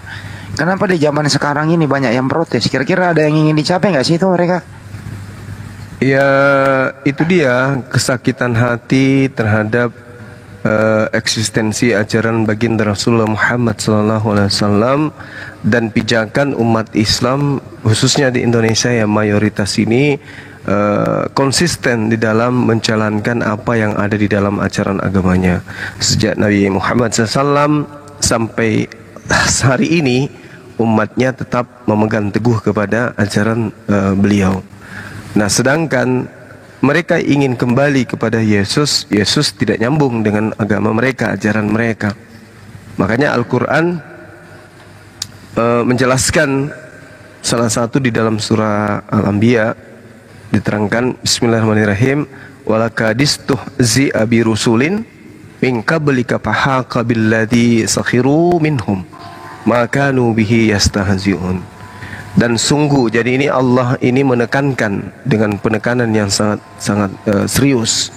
Dan sungguh rasul-rasul sebelum engkau wahai Nabi Muhammad pun telah diperolok-olokkan, maka turunlah siksaan kepada orang-orang yang mencemooh rasul-rasul yang selalu mereka perolok-olokkan itu. Jadi ini Allah menyatakan itu dengan jelas. Jadi kalau hari ini kita kemudian menerima informasi yang tidak sedap dari sebuah buku yang mereka katakan sebagai firman Tuhan, itu karena Al-Quran sudah menyatakan memang betul sebelum Nabi Muhammad SAW Rasul yang datang kepada mereka itu selalu diolok-olok. Nah, kita buktikan kebenaran Al-Quran ini. Benar tidak itu terjadi? Nabi Adam diolok. Apa olokan mereka terhadap Nabi Adam alaihissalam? Penyebab dosa, yang mewariskan dosa kepada keturunannya. Ini fitnah. Ini adalah hinaan, memperolok-olok Nabi Adam alaihissalam. Nabi, bahkan istrinya pun tidak lepas dari hinaan, juga diolok. Nah, lalu kemudian yang paling terkenal Nabi Abraham atau Ibrahim alaihissalam, tidak lepas dari hinaan dan hujatan beliau, mereka. Bagaimana Nabi Abraham disebut tidak sabaran, disebut punya anak hasil zina, disebut menggauli gundi, budak dan seterusnya. Penghinaan demi penghinaan itu kemudian diteruskan kepada agama yang berdampingan dengan kita hari ini. Siapa lagi? Nabi Musa. Nabi Musa tidak lepas dari hinaan dan penistaan mereka. Nabi Daud, Nabi Lut, siapa lagi? Salomo, termasuk Yesus. Yesus pun tidak lepas dari hinaan dan olok-olok yang mereka pertontonkan di tengah-tengah kita hari ini. Itu fakta. Jadi Al-Quran kemudian tidak keliru.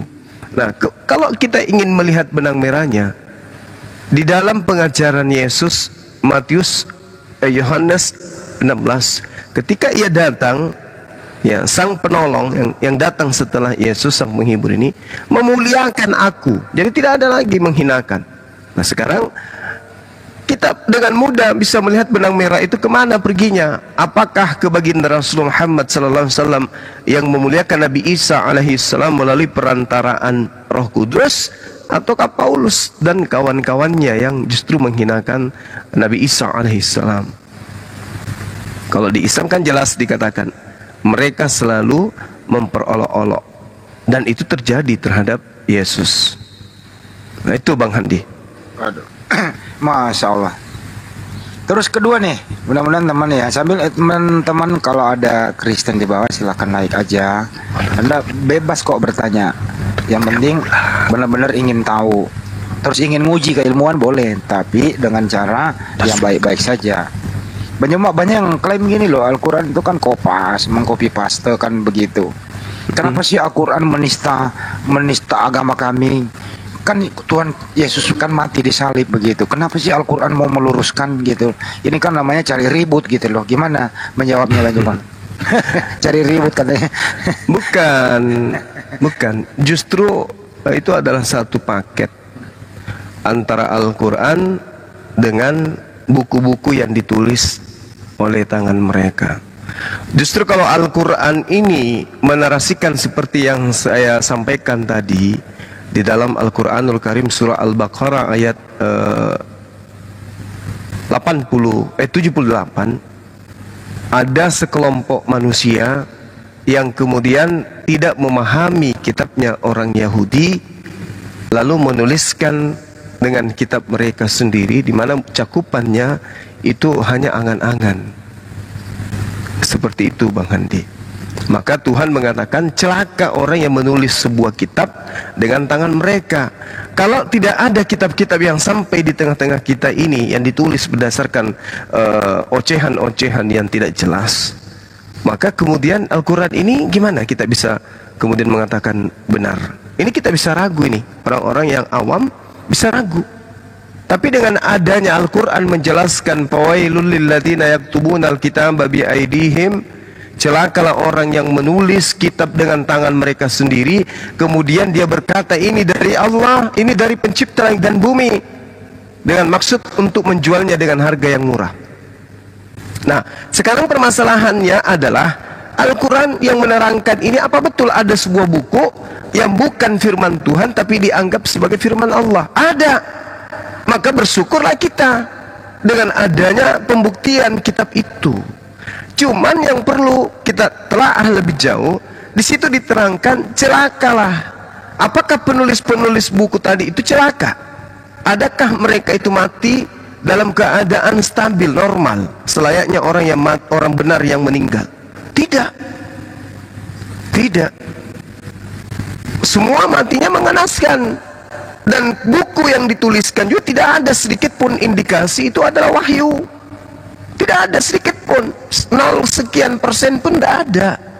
Bahkan disebut sebagai hadis sahih pun tidak bisa lolos. Berarti Al-Quran semakin berat untuk dilumpuhkan kebenarannya oleh orang-orang yang tidak beriman. Ini fakta Bang Handi. Beriman dan berilmu.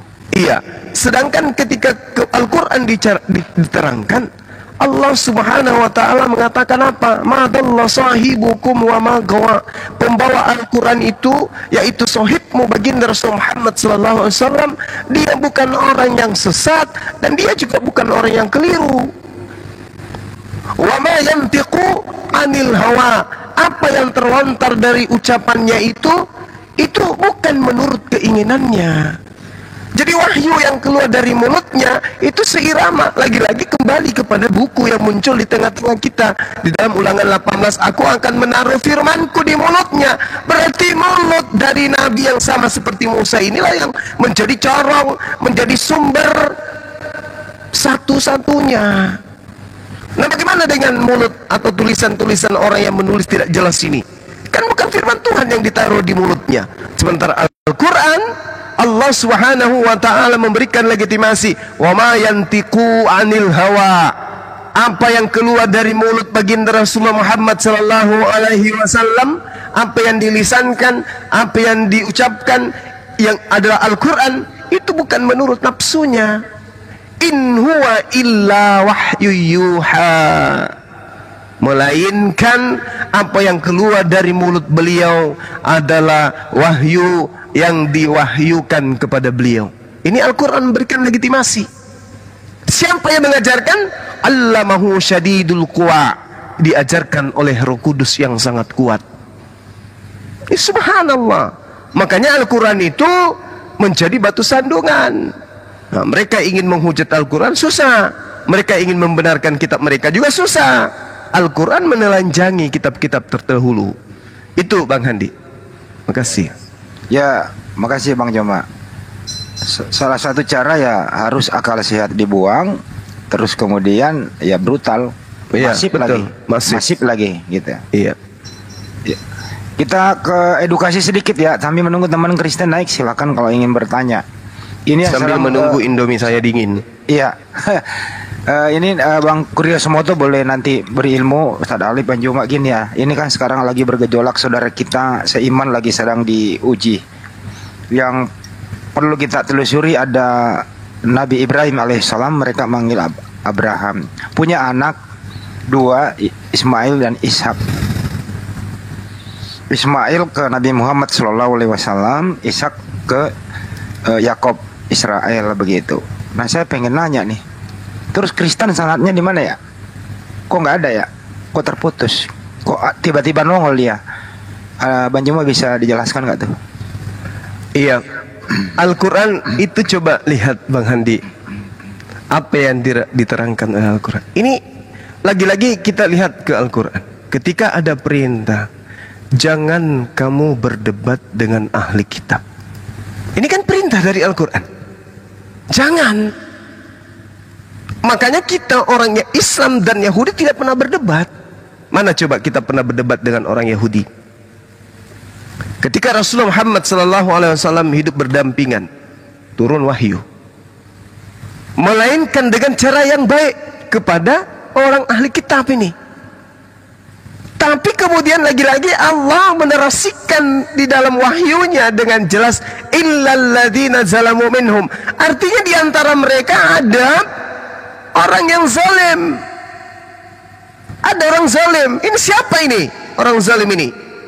Siapa ini? Nah itu.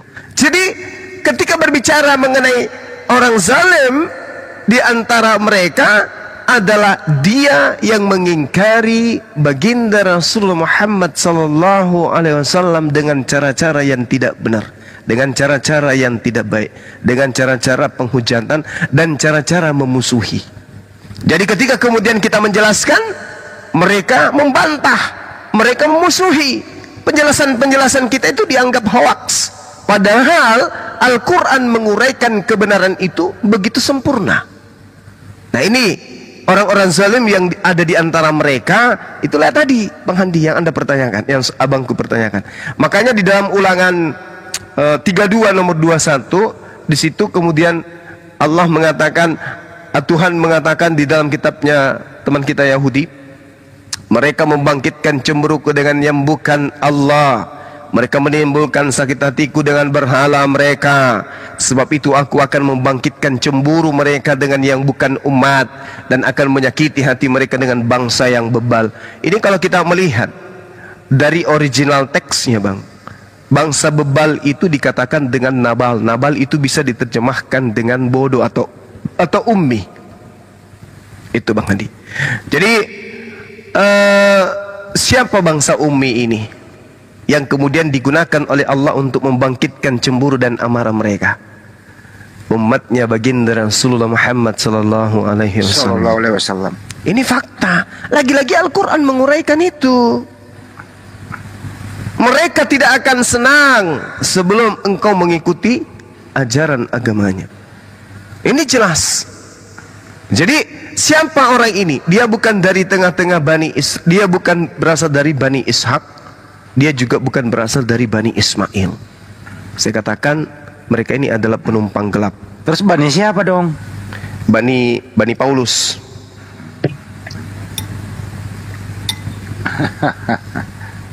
Iya, Bani Iblis Bang, kalau boleh saya katakan. Karena Yesus mengatakan iblislah yang menjadi bapakmu. Kan perintahnya jangan kau menyebut bapak siapapun di langit maupun di bumi, karena hanya ada satu bapakmu, yaitu Elohim, Adonai Elohim.